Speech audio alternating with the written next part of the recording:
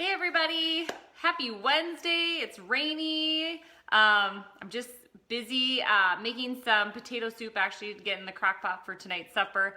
And I was going through just tons of stuff that we learned this last weekend, and I kept coming back to something that we were discussing as far as the mobility of the pelvis during pregnancy and stuff. And some of the comments that we get in our office, or that I've heard that people have asked me, things like, what is it too early to see a chiropractor in pregnancy early on, or too late, when the baby gets really big, I'm too big to see a chiropractor, things like that.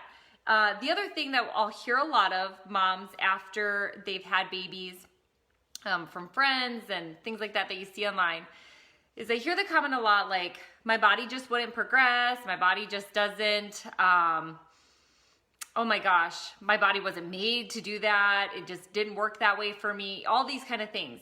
And one of the topics that we talked about this last weekend was a hypermobile pelvis. And hypermobile, right, meaning it's got too much motion in there, in that pelvis.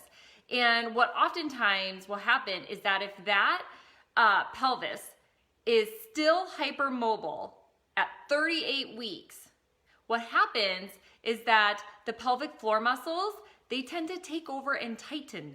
And so this is exactly not what we want. Totally opposite of what we want with moms, right? And I hear this all the time that like, baby just never dropped, or I never progressed. If you have tight pelvic floor muscles come 38 weeks, this is not going to help that issue, and actually can sometimes lead to those things. Now, I'm not saying it's not going to happen without it, but we're really going to reduce the chance of that happening if we can address the hypermobile pelvis early on. That's why it's so important, you guys.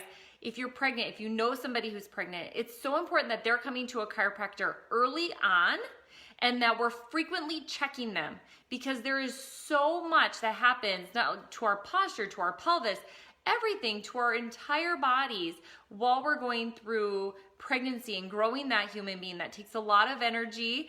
Your posture is completely different. Your hormones are completely different. Your whole body changes. And we need to make sure that we're addressing that. Now, oftentimes moms will come because they feel like their pelvis is like stuck, it's not moving, and things like that. But we got great tips about a hypermobile pelvis this last weekend, things that we can do to help, but super important that we're getting it addressed early on, and that we're continuously checking that, because we don't want a hypermobile pelvis come 38 weeks.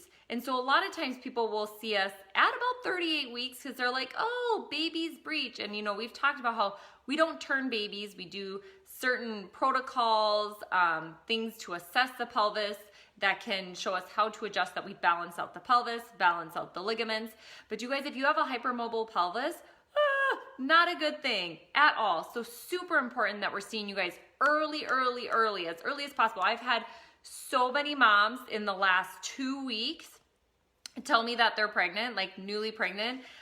So many moms. So super important that they're getting checked and adjusted early, and then frequently throughout that pregnancy. So that's one of the things that we can address early on to give you guys the best chance at having the labor and delivery that you want to have. So hope you found it interesting. Love to pass the information along. Make sure you comment on this. Maybe that was something that you experienced, that you just never had failure to progress, things like that, because you may still have a hypermobile pelvis that still needs to be addressed.